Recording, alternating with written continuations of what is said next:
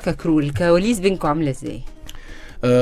احنا كنا محظوظين جدا عشان نبقى صادقين. يعني في اعمال كتير بتخشيها مفيش توافق في الحاجات. أكيد. البطل مش متوافق مع المخرج ومجبر ان هو يشغله كبطل، فالمنتج عايز البطل والمخرج مش عايز البطل، فانت بتبقي مش معجنه والناس قاعده في النص. حتى اللي بيجي يمثل مشهد لما انا مثلا بروح من ايام ما كنت بعمل مشهد او حتى دور اكبر، كنت تحس ان الطاقه بتاعت المكان ما بتطلعش شغل.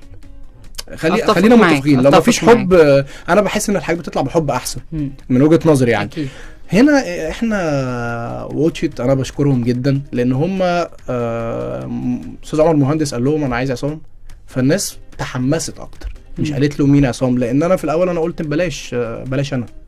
انت قلت بلاش انا؟ بلاش في الاول انا ما رضيتش وقلت ما اعتقدش ان انا هبقى مناسب، وشايف ان احنا عمر مهندس صديقي، احنا عملنا افلام قصيره، عملنا سكتشات مع بعض من بقالنا فتره وبقينا اصحاب من اول مره اتقابلنا فيها، وهو مساعد مخرج وانا بعمل كاستنج وقلنا من ساعه خلاص بقينا قلبنا على قلب بعض.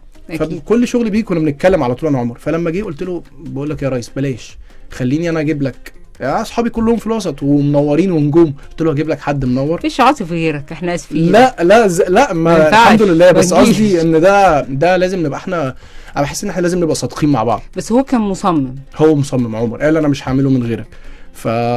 فعارف لما حد بيامن بيك قوي انت كمان مش عايزه تخذليه. اكيد. فالشغل كان كده. مدير تصوير استاذ شريف جلال بقى لحظه عشان عايز اعرف اعمل فيك ايه، عشان انا استاذ شريف يعني ده صديقي واحنا اشتغلنا هو مع بعض كتير. اجمل بني ادم. دايما شريف جلال ليه مدرسه يعني. أيوة. ممكن يبقى احنا كلنا مش شايفين في المكان ده اللي هو شايفه. ايوه صح. ونقعد نقاوحه كلنا، بقعد اقاوحه طبعا دلوقتي هيفرح فيا وانا بعترف عليها. اقول له يا شريف الحته دي ما فيهاش، انا مش اشمعنى انا لازم اقف في المتر في متر ده، اقفي عشان خاطري. بقى تلاقي احلى تكوين جدا. كنت انت شايف النقطه دي عند استاذ شريف جلال من الاول؟ بحب شريف جلال جدا جدا. ليه بقى؟ لانه كمان طاقته وهو بيقول لك حاجه دي مهمه جدا يا فاطمه. طاقته بيقول لك الحاجه وانت عايزه تعملها له، يقول لي مع عصام هنأجل ده بس عشان نعمله كذا، اصل مستنيين كذا، ما تتضايقيش. تقولي له قلت له انت عايز انا هعمله لك، لان هو بيقول لك الحاجه حلوه. تملي الطريقه اللي بتفرق في الحاجات مش الفعل. يعني انت ممكن تعملي معايا حاجه تضايق بس طريقتك كانت ممهدالي، ودايما بيكسبني. عايز اقول أيوة كان عندك حق جدا. فهو كمان عامل صوره، واول مره دي او بي، طبعا هو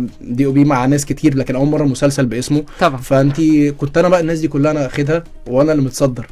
وبصمته قويه وبصمته باينه ما شاء الله. زي ما بنقول ان المسلسل الواحد دي بنتفرج على الصوره احنا شايفين حاجه مختلفه جدا.